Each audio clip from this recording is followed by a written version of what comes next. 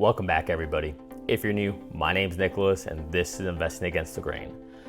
As you can tell, I'm not in my normal position here, my normal spot. I'm actually down back in Miami doing a little traveling for work. So I've got some dinners I have to get to here shortly, but I want to go ahead and make this video. Today's Tuesday, so by the time you're watching this, it'll be Wednesday, probably Wednesday morning is when I'll release this.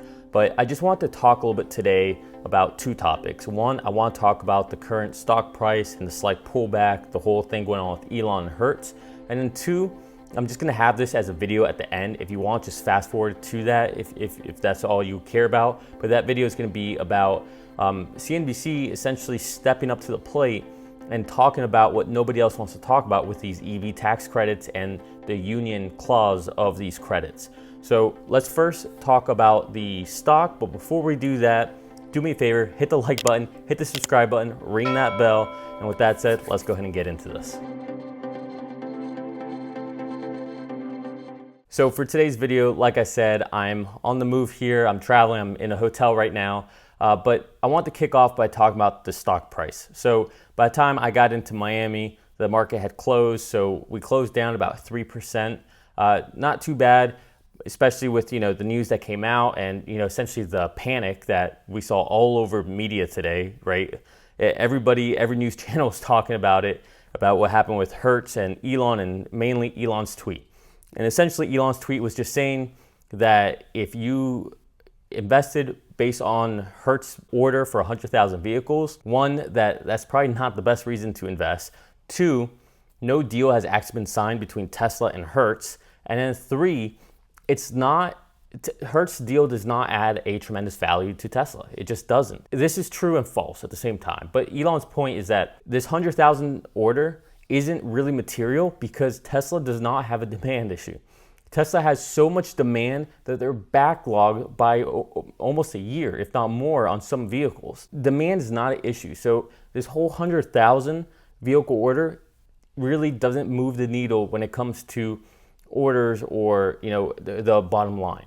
Now what it does do is create a excitement, a fleet order status for Tesla, the whole Tom Brady effect, right?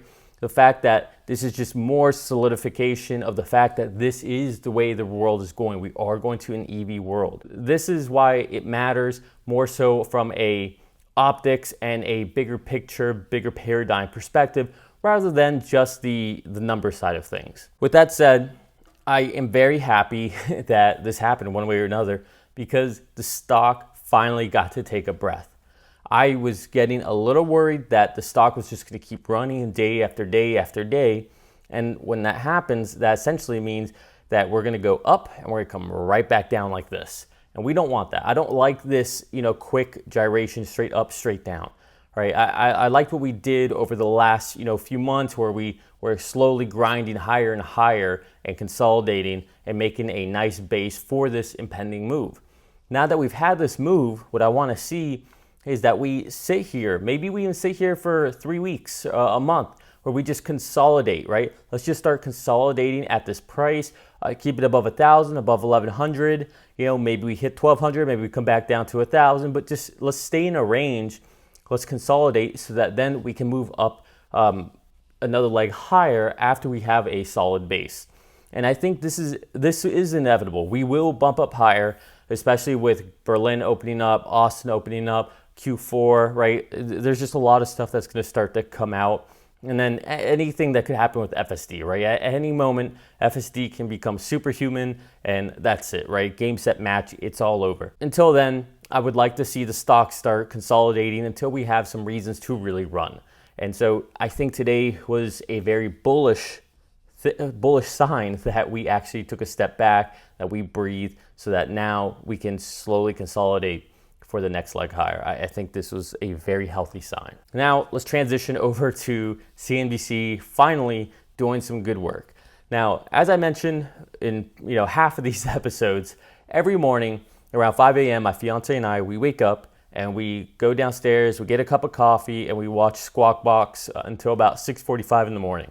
And then we go off to the gym.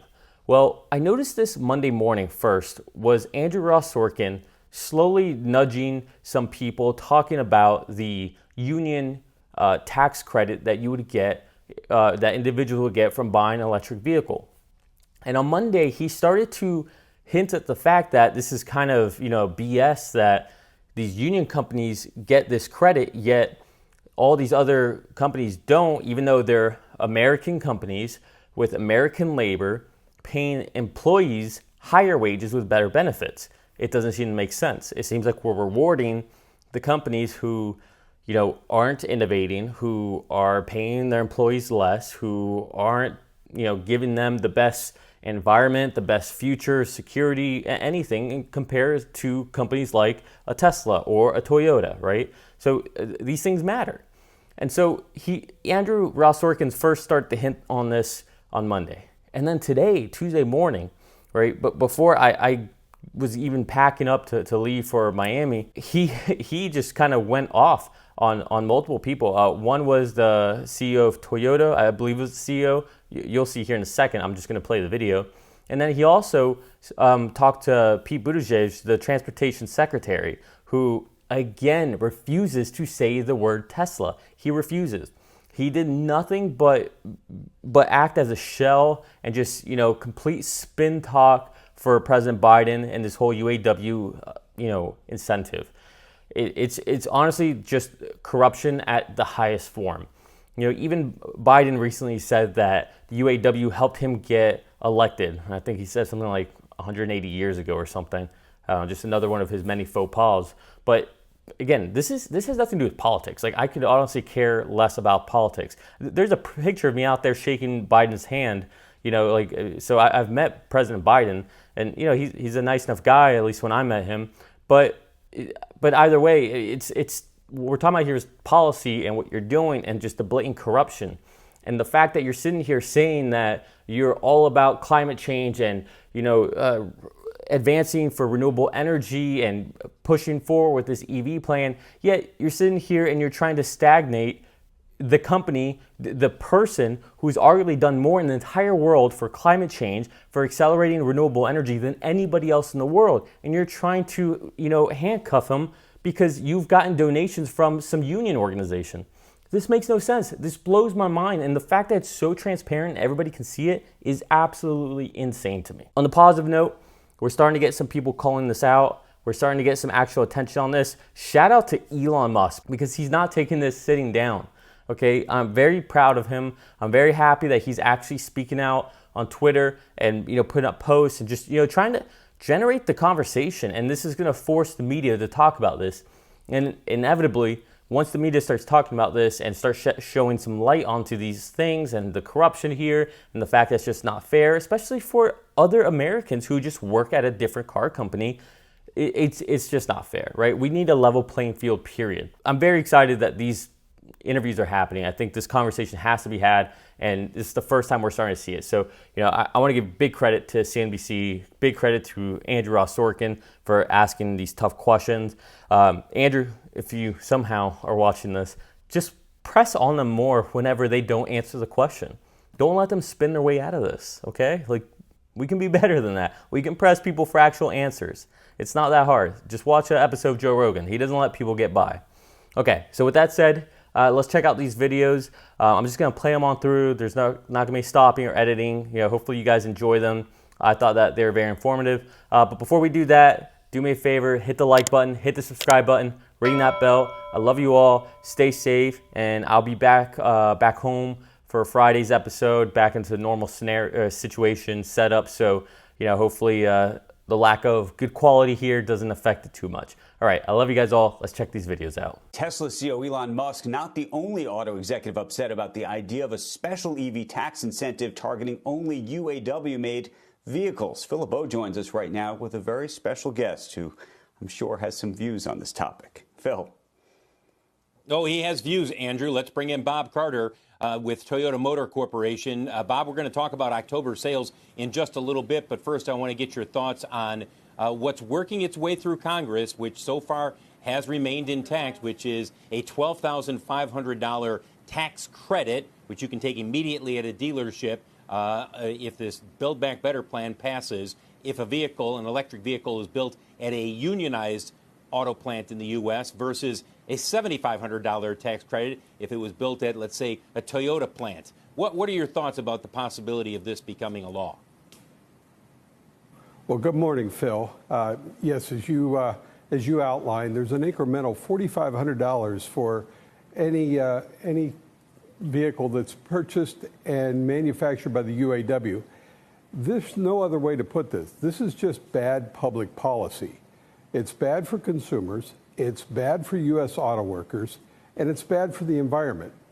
The U.S. government has set out a goal which we support to achieve 50% of electrified sales by 2030. But this bill effectively eliminates over half the vehicles that are built in the United States. And we believe that this is an unfair policy. Why should a auto worker in Kentucky or Texas, Mississippi or Alabama be excluded from this tax incentive while other auto workers in the northern states receive it? It's just bad policy. There's no other way around it. You mentioned those states, Bob. That's where you guys have plants. You've got 5 final assembly plants. You've got 10 plants overall, 38,000 employees here in the United States. Clearly, you have a lot of interaction with a lot of members of Congress.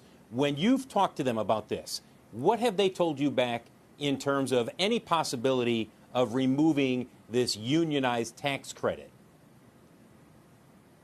Well, it's still being debated, Phil, and many of our congressmen and senators are actually against this exclusionary bill. However, it's such a small piece in this $1 trillion Build Back Better plan that it's very difficult to get focus on it. But we're out communicating with our government leaders to make sure that they understand how discriminatory and exclusionary this policy is. If the government wants to achieve climate benefits, the best way to do is not to exclude over 50% of the industry. As written, this bill only benefits General Motors, Ford, and Stellantis. So if a customer would like to buy a Tesla or a Toyota or a Rivian, they're not going to achieve $4,500 tax credit. And at $4,500, let's call it $100 a month, that's just too great of a hill for an OEM or a manufacturer to absorb themselves. And so what we're really doing is we're limiting customer choice. And again, it's just simply bad policy. Not to belabor this too much, Bob, but one of the things that I don't think people understand is that as opposed to the current federal EV tax credit, which you put on your federal tax return, which is generous in some regard, but it's a kind of thing where somebody leaves a dealership, they're still saying, well, I'm paying X amount for a particular vehicle. The way this bill is written, you would be able to, as the customer, take that discount immediately at the dealership. So it would knock off essentially the transaction price, potentially up to $12,500. So the point being, it would potentially have people getting a discount immediately, and therefore it could juice sales of EVs. Does that concern you, that immediately people would be able to say, well, look, if I go here to a General Motors dealership and I look at this vehicle, it's going to be substantially lower than if I go to a Toyota dealership and I look at a comparable vehicle? Yes, Phil, and that's the heart of the concern.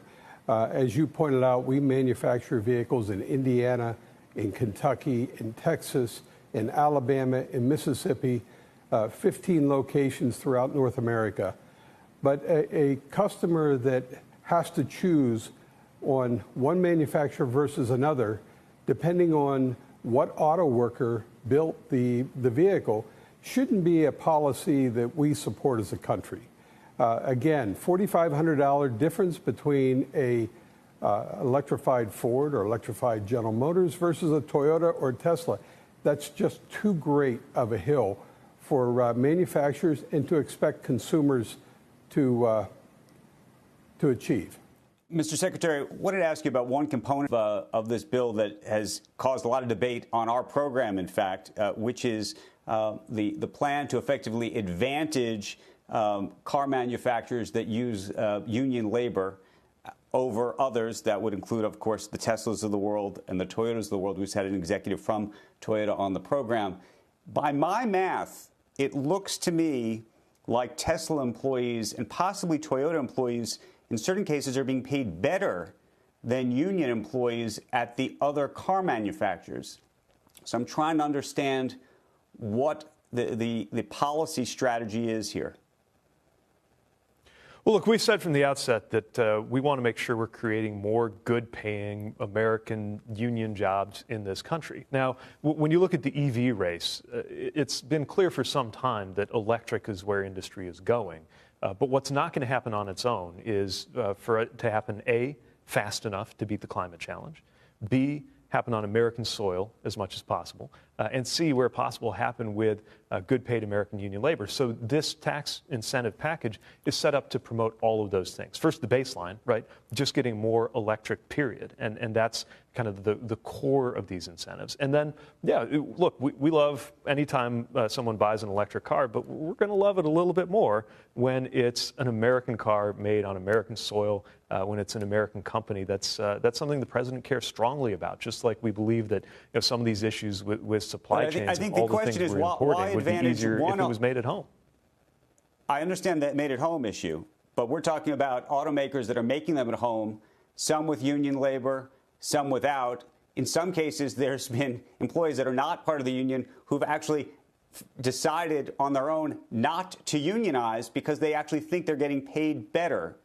And so what I'm trying to understand is why, from a policy perspective, you want to advantage those over those other employees and those companies. Well, our policy is that when workers have union protections, they are more secure. Communities tend to be stronger. And, as the president often says, unions built the middle class. So it's something we believe in. As you noted, it's not a requirement to get in on this incentive at all, but it does create some encouragement for that kind of work. I mean, look, I come from the industrial Midwest. I've seen what is possible when people can rely on that kind of support for their families, the social capital as well as economic capital that's built up. I don't know if there's an apples to apples comparison across some of these firms. Anytime a firm pays its employees well, that's good news, and we welcome that. But I think we all know that there are certain protections that a lot of workers in the auto industry and other industries are going without, that it's no accident that the gradual erosion of union support and participation since the 80s happened at the same time as an explosion of inequality and an increase in financial insecurity for the American working and middle classes. And this president has been extremely clear, including when he was running, right? I mean, he got elected president largely on his promise that he was going to be a very pro-worker president, and this is part of that.